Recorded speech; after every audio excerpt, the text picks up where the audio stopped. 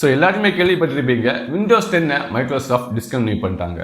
So அதை பற்றி தான் இந்த வீடியோவில் பார்க்க போகிறோம். ஸோ சில பேருக்கு சில டவுட் இருக்குது, விண்டோஸ் 10 டிஸ்கன்டினியூ பண்ணால் எனக்கு இதுக்கு மேலே எந்த ஃபியூச்சருமே வேண்டாம் அப்படின்னு நினைக்கிற சில பேர் இருக்கீங்க. ஸோ அவங்களுக்குமே இந்த வீடியோவில் ஆன்சர் சொல்ல போகிறேன்.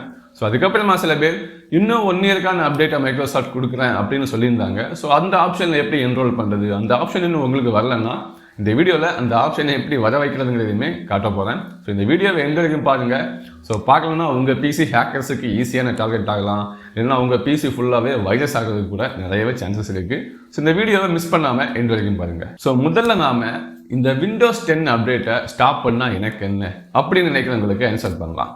ஸோ இந்த விண்டோஸ் 10 ஸ்டாப் பண்ணுறதுனால என்ன ஆகும்னா, நமக்கு இப்போது சப்போர்ட்டோட இருக்க ஒரே ஒரு ஆப்ரேட்டிங் சிஸ்டம் தான் இருக்குது, அது விண்டோஸ் 11. அதை விட்டால் வேறு ஆப்ஷனே இல்லை. ஸோ அதை பற்றியெல்லாம் எனக்கு கவலை இல்லை, விண்டோஸ் 10 ரன் ஆகிற வரைக்கும் நான் யூஸ் பண்ணிட்டு தான் இருப்பேன். ஸோ அப்படின்னு இருக்கிறவங்களுக்கு இன்னும் சில ப்ராப்ளம்ஸ் எல்லாம் இருக்குது. ஸோ அது என்னன்னா, முதல் பிரச்சனை என்னென்னா, எந்த ஒரு செக்யூரிட்டி பேட்சுமே வரல, எந்த ஒரு செக்யூரிட்டி அப்டேட்டுமே உங்கள் சிஸ்டமுக்கு வரலைன்னா, நீங்கள் இன்டர்நெட்டில் கனெக்டில் இருக்கீங்கன்னா கண்டிப்பாக சில பல பிரச்சனைகள் இருக்கும்.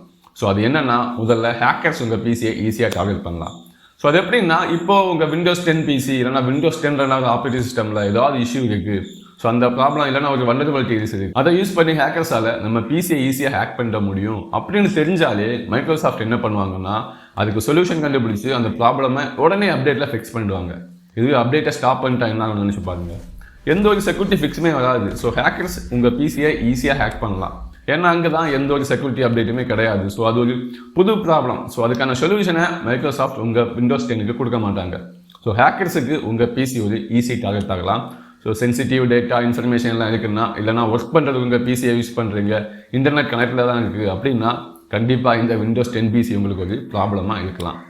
ஸோ அதுக்கப்புறமா இன்னொரு விஷயம், நான் இன்டர்நெட்டுமே கனெக்ட் பண்ண மாட்டேன், நான் சும்மா விண்டோஸ் 10 யூஸ் பண்ணுறேன் அவ்வளோதான் அப்படின்னு நினச்சிங்கன்னா, ஸோ அங்கேயுமே ஒரு சின்ன பிரச்சனை இருக்குது, வைரஸ். ஸோ இன்டர்நெட்டில் தான் கனெக்ட் பண்ணலையே, அப்படி எப்படா என்னோட பிசிக்கு வைரஸ் வரும் அப்படின்னு கேட்டிங்கன்னா, ஸோ இப்போ உங்களுக்கு ஒரு ஃப்ரெண்ட் இருக்கான்னு வச்சுக்கோங்க. உங்கள் ஃப்ரெண்டு உங்களுக்கு பென்ட்ரைவில் ஏதாவது டேட்டாஸ் எடுத்துகிட்டு வரான், ஏதாவது வீடியோஸ் மூவிஸ் இல்லைனா ஏதாவது டேட்டாஸ் எடுத்துகிட்டு வரான் வைங்க, அவன் மேபி அந்த பென்ட்ரைவில் ஒரு புது டைப் வைரஸ் எடுத்துகிட்டு வரான்.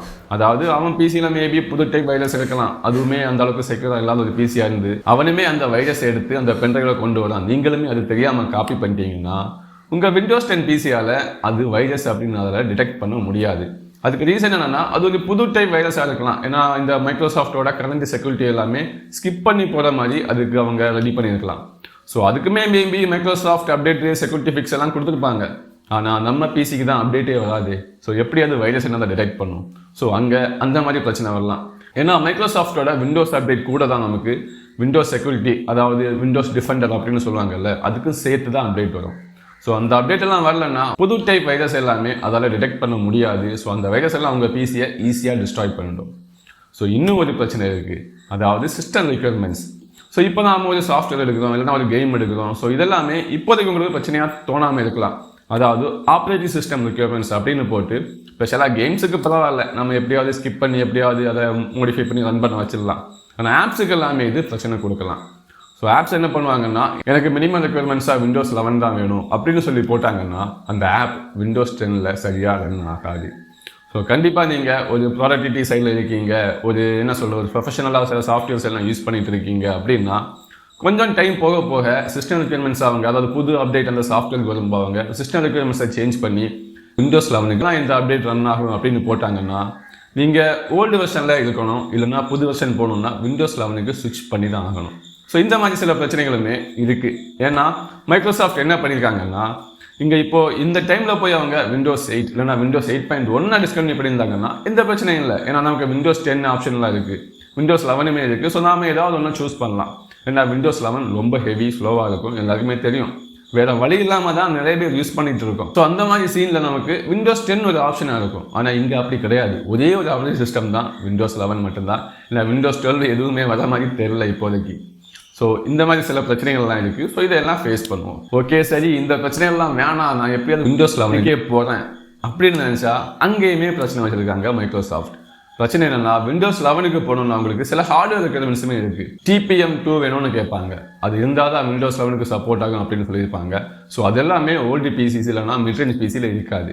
ஸோ அதுக்கப்புறமா செக்யூர் பூட், இது மிட்ரேஞ்ச் பிசியில் இருக்கலாம், ஆனால் ஓல்டு பிசியில் மோஸ்ட்லி செக்யூர் பூட்டுமே இருக்காது. ஸோ அதுவும் இல்லாமல் இன்டெல் சிபி யூஸ் பண்ணுறீங்கன்னா மினிமமாக இன்டெலோட 8th gen சிபி வேணும் அப்படின்னு கூட கேட்டிருப்பாங்க. ஸோ இந்த மாதிரி ஹார்ட்வேர் ரெக்யர்மெண்ட்ஸ் இருக்கனால கூட நிறைய பிசிஸால் விண்டோஸ் 11க்கு போக முடியாது.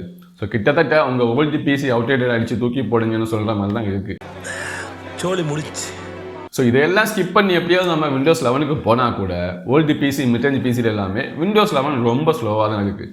நானுமே ஒரு விண்டோஸ் 11 யூஸர் தான். நான் கிளியராக சொல்கிறேன், விண்டோஸ் 11 கண்டிப்பாக விண்டோஸ் 10 கூட கம்பேர் பண்ணும்போது ரொம்ப ஸ்லோ தான்.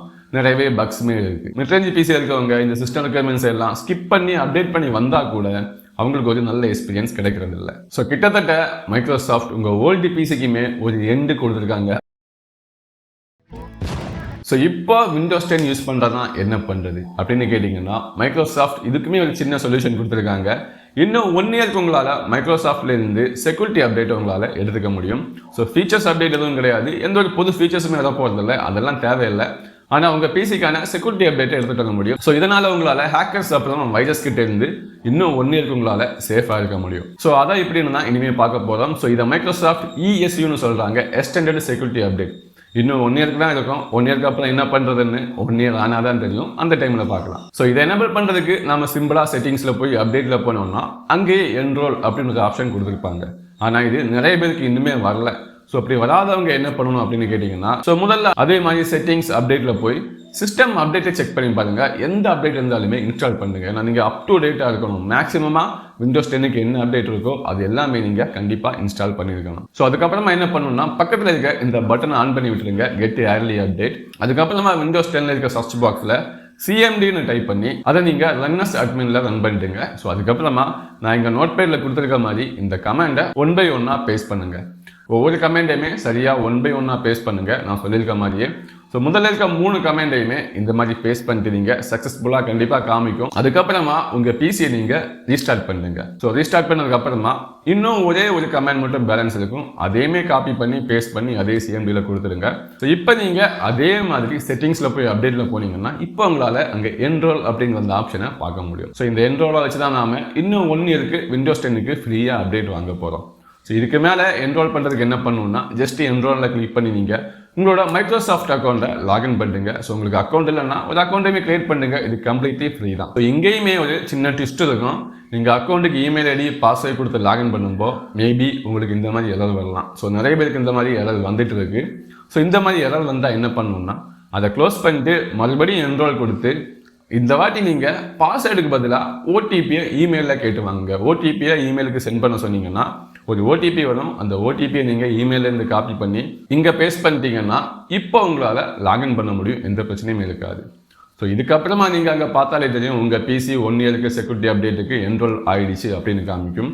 ஸோ இதனால் இன்னும் 1 இயருக்கு உங்களால் உங்கள் விண்டோஸ் 10 பிசியில் சேஃப் அண்ட் ப்ரொடெக்டடாக இருக்க முடியும். ஸோ விண்டோஸ் 10 பிசி வச்சுக்கிங்கன்னா நீங்கள் இன்டர்நெட் யூஸ் பண்ணாட்டியும் சரி, இல்லை எப்போவாது அடிக்கடி தான் நான் இன்டர்நெட் யூஸ் பண்ணுவேன் அப்படின்னு இருந்தால் கூட ஜஸ்ட் இந்த செட்டிங்ஸ் எனேபிள் பண்ணி விட்டுருங்க. கண்டிப்பாக ஏதாவது ஒரு மேஜர் இஷ்யூஸ் இல்லைனா மேஜர் வல்னரபிலிட்டி வரும்போது கண்டிப்பாக உங்கள் பிசி ப்ரொடெக்டடாக இருக்கும். ஸோ மறக்காமல் விண்டோஸ் 10 வச்சிருக்க எல்லாருமே இந்த ஆப்ஷன் எனேபிள் பண்ணுங்க. ஸோ விண்டோஸ் 10 பிசி வச்சிருக்க உங்கள் ஃப்ரெண்டுக்குமே இந்த வீடியோவை ஷேர் பண்ணி கொடுங்க. ஸோ நான் நோட் பேடில் சொல்லியிருந்த அந்த கமெண்ட் எல்லாமே முடிஞ்சால் நான் என்னோட ஃபர்ஸ்ட் கமெண்ட்டில் பின் பண்ணி வைக்கிறேன், இல்லைனா என்னோட டெலிகிராம் சேனலோட லிங்குமே டிஸ்கிரிப்ஷனில் இருக்குது, அதில் வந்து ஜாயின் பண்ணிங்கன்னா அங்கே கூட நான் போட்டிருப்பேன். ஸோ இந்த வீடியோ பிடிச்சிருந்தா வீடியோக்கு லைக் பண்ணிட்டு என்னோட சேனல் மறக்காமல் சப்ஸ்கிரைப் பண்ணிட்டு போங்க.